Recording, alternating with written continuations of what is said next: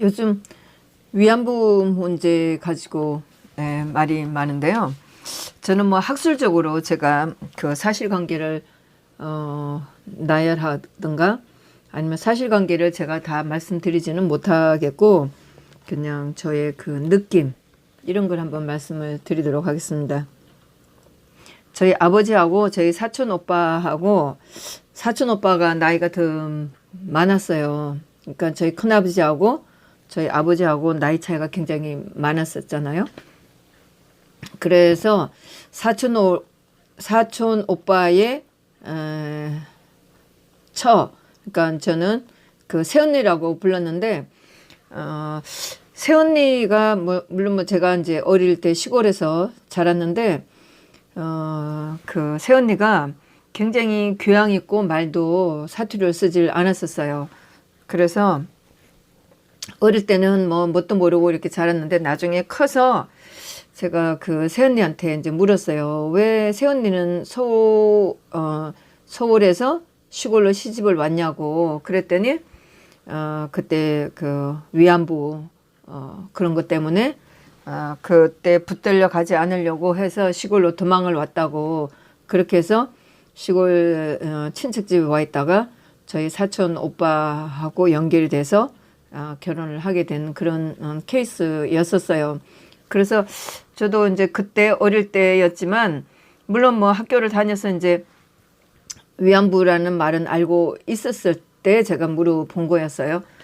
그래서 이렇게 그 일제시대 때 역사적인 일이 우리 그 사촌 올케한테 있었구나 이제 이렇게 알고 있었어요. 그랬고 제가 어릴 때 저희 큰아버지한테도 첩이 있었어요. 제가 기억하는 첩은 저희 시골 산골에 혼자 아주 깊은 산골에 있었고 저를 굉장히 이뻐해서 저한테 용돈도 주고 그랬었어요.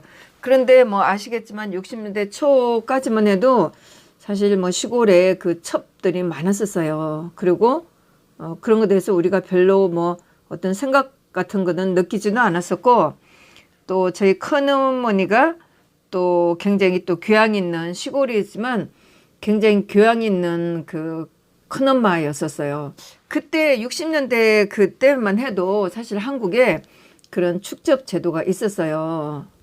그래서 뭐 하여튼 뭐 제가 기억은 못하지만 우리 엄마 얘기 들어보면은 아버지한테 저 큰아버지한테 첩들도 좀 많았었고 왜냐면 먹고 살만 했었거든요. 그리고 또 뭐 하여튼 그때만 해도 양반을 따졌으니까 양반이라는 뭐 행세를 좀 했었죠. 하여튼 그런 분위기에서 자라면서 그때만 해도 그런 첩들이 있다는 걸 알고 있었고 지금 요즘에 나오는 위안부 그런 거에 대해서 제가 생각해 봤을 때 뭐 1940년대 50년대 이때만 해도 과연 한국에서 그때 일제시대의 우리의 그 생활 상황, 정치적인 상황, 뭐 사회 경제적인 상황을 봤을 때 과연 여자들이 지금 떠드는 것처럼 여자들이 대접을 받고 살았나 하는 생각을 해보는 거예요.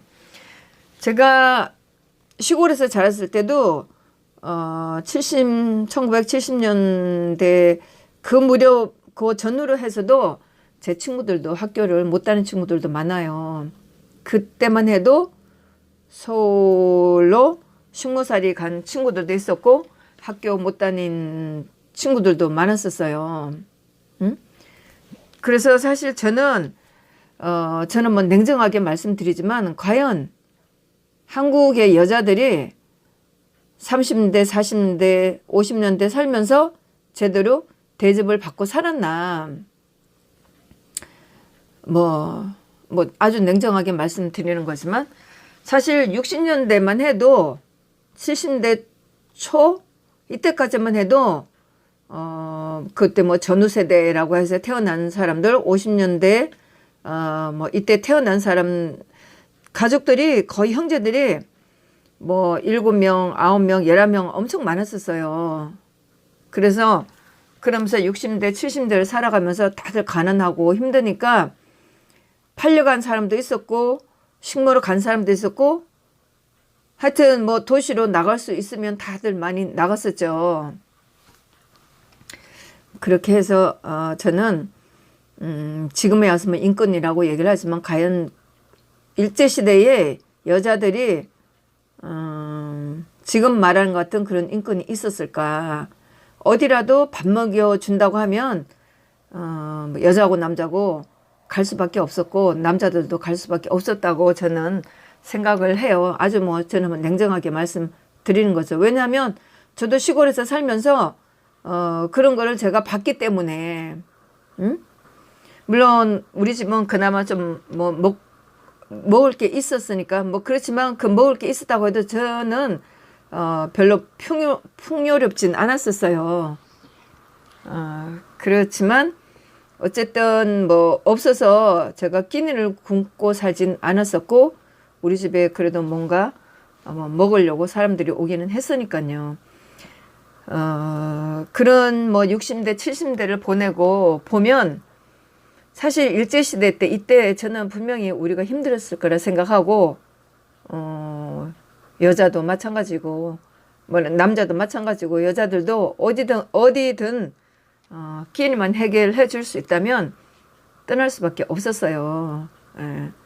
그랬는데 뭐 세월이 좋아지니까 위안부라고 해서 뭐 저렇게 뭐 결국은 보니까 좌파들이 이용했다는 느낌밖에 안 드는데 냉정하게 말씀을 드리면 뭐 40년대 뭐 50년대 우리의 삶은 뭐 별로 그렇게 지금 말하는 인권 그런 거 말할 정도는 아니에요. 그리고 저는 뭐 그 강제징용 또 일본 위안부 그때는 그럴 수밖에 없었다고 생각을 해요. 또 우리가 그렇게 또 가지 않고 그 조선에 있었다고 해도 별로 우리가 과연 뭐 그런 인간다운 삶을 살았을까라고 해서 저는 결코 아니라고 생각을 해요.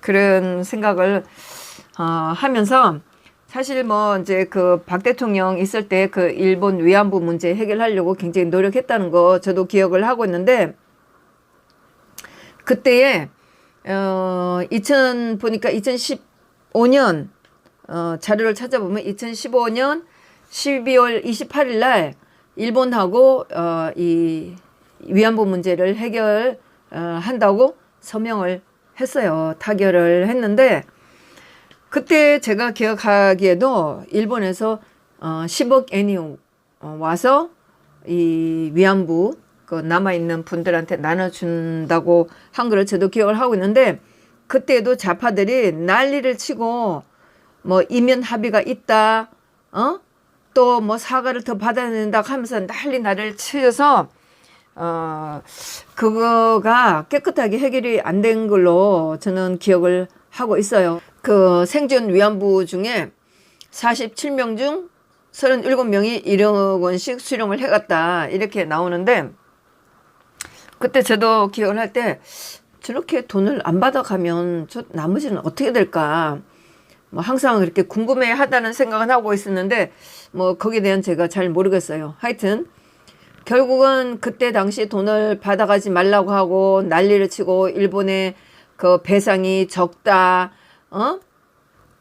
그 돈을 받아가지면 그 위안부로 뭐 인정을 하는 거다 하면서 못 받아가게 했던 그 좌파들이 그 이용수라는 할머니를 이용해서 지금까지 이렇게 반일 행동을 해왔다는 것에서 저는 놀라지는 않아요. 뭐 그 좌파들한테 우리가 기대할 수 있는 도덕심은 없었고 그 이용수 할머니가 하는 행동을 보면서 사실 뭐 우리가 여러 번 이 사람의 나이가 의심스럽다 말을 달리한다 이런 거는 굉장히 뭐 SNS에서 많이 올라와서 보고는 있었죠. 그런데 결국 이제 이 할머니가 드디어 성토를 했고 그러니까 이제 이런 사실을 알게 됐는데 이 타결한 것을 이것이 잘못됐다고 대법원에서 김명수가 이거 잘못됐다고 파기환송해서 지금 문제가 돼서 지금 뭐 사법 거래를 했다고 하면서 양승태 대법원장이라든가 지금 법관들이 지금 재판을 받고 있는 거잖아요. 그래서 작년 5월 14일 임종원 법원 행정처 차장 제가 재판에 들어갔는데 거기에 이때도 제가 뭐 우연하게 들어간 거예요. 제가 이거는 뭐 작년에 말씀을 드렸었어요. 윤병세 장관이 증인으로 나온 그 재판을 제가 우연히 들어가게 됐었어요. 윤병세 장관은 박근혜 대통령 정부 때 유일한 외무부 장관이었잖아요. 그런데 사실 뭐 저는 윤병세 장관이 노무현 때부터 일을 했기 때문에 노무현 때 그 외교부 차관이었나 이래서 사실 별은 저는 그렇게 좋아하진 않았는데 박 대통령 시절에 장관을 하면서 뭐 유일하게 처음과 끝까지 했던 장관이었는데 법원에서 재판장에 증인으로 불려왔을 때 이분을 보면서 꽤 괜찮은 장관으로 일을 했다는 것을 제가 깨달았었어요. 그래서 물론 이제 중요한 내용은 그 징용 문제라든가 위안부 문제 이것 때문에 왔는데 굉장히 그 외교관으로서 중요하게 자기가 하는 증언이 외교에 미칠 영향을 생각해서 비공개를 해달라 굉장히 강하게 요청을 했어요.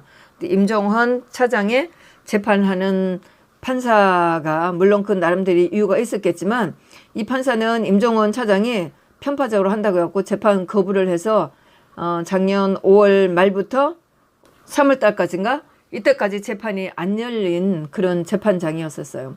하여튼 그런데 그 판사가 비공개를 못한다 이렇게 하면서 윤병세 장관이 뭐 그러면 기자들이라도 내보내라 뭐 이런 등등 얘기도 많이 이제 요구를 했는데 하나도 들어주지 않고 재판을 그대로 했었어요. 그러면서 재판을 하면서 받으면서 증언을 하면서도 말할 수 없다.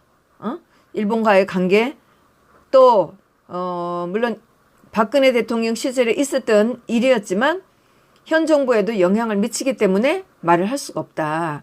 그러면서 말할 수 없다는 걸로 굉장히 많이 잘랐던 굉장히 훌륭한 장관이었다고 외교 장관이었다고 저는 기억을 해요. 그 재판에서 보고 그랬는데 제가 이분뿐만 아니고 그 다른 분들 재판에서도 이 뭐 양승태 대법원장 재판에도 제가 몇 번 들어가 봤었고 또 다른 분들 재판에도 들어가고 증인들 불려오는 걸 보면서 물론 뭐 사법거래 이 재판에 제가 많이 들어가진 않았어요. 처음에는 좀 노력을 했지만 뭐 많기도 하고 사실 제가 제일 관심 있었던 것은 집권 그 강제징용하고 위안부 문제 이게 이제 박 대통령 관련된 거고 나머지는 박 대통령하고 관련되지 않았다고 해서 양승태 대법원장 재판에서인가 박남천 판사가 박 대통령 이름 나오는 거는 선입관 준다고 그런 말 넣지 말라고 검사한테 말하면서 박 대통령하고 개입시키지 말라고 이렇게 한 면이 있었어요. 그래서 제가 다른 뭐 재판들은 많이 거의 좀 소홀히 하고 안 들어가려고 했었고 제가 그 강제징용이나 위안부 문제 재판을 보면서 이거는 뭐 제가 내피셜이라고도 할 수 있어요. 근데 그 재판을 저만 봤기 때문에 제가 말씀드리는데 왜 박 대통령이 그 아베 총리하고 굉장히 이렇게 냉정한 관계를 가졌을까? 사실 뭐 박 대통령이 가지고 있는 품이라든가 교양으로 본다면 저는 정말 그 아베 총리가 제 개인적으로 생각할 때는 아베 총리가 어떻게든 박 대통령하고 좀 친해 보려고 어떻게든 좀 정상회담도 갖고 하려고 노력을 했다고 생각하는데 박 대통령이 정상회담을 안 가졌을 뿐만 아니라 해외에 나가서도 어떤 그 국제회의에서도 굉장히 아베 총리를 냉대를 하고 하는 걸 보고 저는 개인적으로 굉장히 안타까웠었어요. 꼭 저렇게 하지 않아도 될 텐데 하면서 재판을 보면서 박근혜 대통령이 혹시라도 어쩌면 이 위안부 문제나 강제징용 문제 이거를 해결하기 위해서 그러지 않았을까 하는 생각을 한 거예요. 박 대통령께서 2013년 2월 달에 취임을 하고 나서 2015년 12월 28일 날 타결이 되었으니까 3년, 4년, 5년, 3년 동안 3년 동안이죠. 그 아베 총리하고 굉장히 냉정한 관계, 뭐 2015년 12월 28일 되고 그다음에 2016년이었었고, 그러면서 물론 뭐 박 대통령 2016년 15년도 2016년도 계속 그 언론들한테 시달렸었나? 2015년도에 정윤회 사건이라든가 2016년도에도 계속 그 조선일보하고 문제라든가 그다음에 여름 되면서 오병우 수석 문제라든가 계속 조선일보나 이런 거하고 굉장히 힘들었었잖아요. 하여튼 2015년 12월 28일 날 그 일본하고 이 위안부 문제가 타결이 되면서 박 대통령께서, 저도 그 유튜브 그때 저도 뉴스를 보면서 참 박 대통령이 여자니까 여자로서 저 문제를 해결하려고 참 애를 썼구나, 저는 뭐 그렇게 느꼈어요. 응? 물론 뭐 좌파들은 그때도 돈이 적다, 사과가 부족하다, 뭐 굉장히 여러 말이 많았었지만 저는 그 당시에 뉴스를 보면서 참 박 대통령이 여자로서 저걸 해결하려고 애를 썼구나 하고 저는 참 좋게 받아들였는데, 결과적으로는 결국은 좌파들이 중간에 서갖고 그 위안부 할머니를 선동을 해서 그 돈을 못 받게 하고, 자기네들이 중간에 뭐 오늘 뉴스를 보니까 자기네가 그 돈으로 표현할 수 없는 정신적인 것까지 자기네가 해결을 하려고 애를 썼다 하는 거 보고 정말 어처구니 없더라고요. 그래서 자기네들은 그걸 돈으로 가지고 놀면서 할머니들한테는 정신적인 위로가 돼 줬기 때문에 그 돈으로 가치를 알 수 없는 그런 거를 자기네들은 돈을 받고 했다, 이거라는 건가요? 그랬는데 새삼스럽게 하여튼 2015년 12월 달에 그 위안부 문제가 타결됐을 때 저는 개인적으로 그 나이 많은 그 할머니들이, 그리고 또 그분들이 같이 모여 살면서 집 문제는 해결이 됐었잖아요. 그분들이 집이 없어서 뭐 떠돌아 다닌다든가 그건 아니었었잖아요. 같이 모여 살고 있었기 때문에 뭐 각자 뭐 1억 정도 현금으로 받는다면 그게 적은 금액은 아니라고 저는 생각을 했었어요. 그러나 또 우리가 언제까지나 그 과거사에 묶여서 나갈 수는 없기 때문에 박 대통령께서 여자의 같은 여자로서 참 문제를 해결하려고 저렇게 애썼구나 이렇게 했는데, 결국은 좌파들이 중간에 서서 그것마저도 이간을 시키고 오늘날에 와서 보니까 그 돈을 가지고 자기네가 결국은 그 위안부 할머니들을 가지고 놀았다는 그런 느낌이 드네요. 예. 그러면서 제가 이제 그 재판에서 본 것은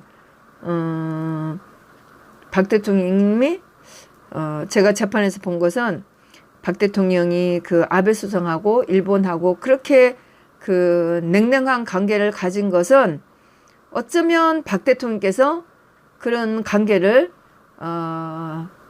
어떤 일본과의 이 문제를 해결하기 위해서 일부러 그런 냉랭한 관계를 보여주지 않았겠냐. 만일에 박 대통령이 아베 수상하고 친하게 지내면서 이 징용 문제라든가 위안부 문제를 해결했다고 보세요. 그렇게 냉랭하게 관계를 유지하면서 일본하고 문제를 타결했음에도 이명 계약이 있다. 또 아버지 문제를 들먹이면서 박 대통령을 매도하고 그랬던 사람들이니까, 그런 국가였으니까, 또 좁게는 또 좌파들이었으니까 박 대통령께서 일부러 그렇게 하지 않았겠나 하는, 정말 이거는 저만의 생각이고 또 해석이 될지도 모르겠는데, 그 진실은 박 대통령만이 아시겠죠. 말을 안 하시니까. 그러나 제가 재판에 가서 보면서 느낀 거는 박 대통령이 어떻게든 그 위안부 문제를 해결하려고, 일본하고의 문제를 해결하려고 이제 끝냈어야 되잖아요. 그리고 그때가 보면 2015년 10월 28일에 양국 정부는 일본군 위안부 문제가 최종적으로 불가항력적으로 종결되었음을 선포하였다. 그러는데 결국은 좌파들이 이거를 이용해서 오늘날까지 온 거고, 이거 가지고 그 당시에도 이명 계약이 있다. 제가 그것도 기억을 해요. 이명 계약이 있다 못다 하면서 그렇게 못마땅해 하고 결국은 이때 한 것이 잘못됐다고 하면서 지금 대법원장, 대법관들을 가지고 지금 재판하고 있는 그런 상황이잖아요. 예. 참으로 안타까운 일인데 그나마 이용수 할머니가 돌아가시기 전에 좌파들의 실체를 깨닫고 그들하고 단절을 하게 된 이런 상황이 정말 다행이라고 생각을 해요. 뭐 최근에 이런 사태가 나고 나니까 뭐 제가 보는 건 유튜브죠. 유튜버들이 하는 얘기가 이번에야말로 정말 일본과의 문제를 깨끗이 정리하자 이렇게 하시는 분들이 있는 거 보고 어쩌면 다행인지도 모르겠는데 문재인 정부가 이게를 해결할지 모르겠어요. 저는 개인적으로 아베 총리가 여기에서 한 발짝도 물러나지 않고 2015년 12월 28일 여기 타결한 것에서 최종적으로 불가역적으로 종결되었다. 이것을 가지고 한국에서 요구하는 어떤 것도 들어주지 않고 강하게 나가고 있는 것에 대해서 저는 아주 박수를 보내고 있어요.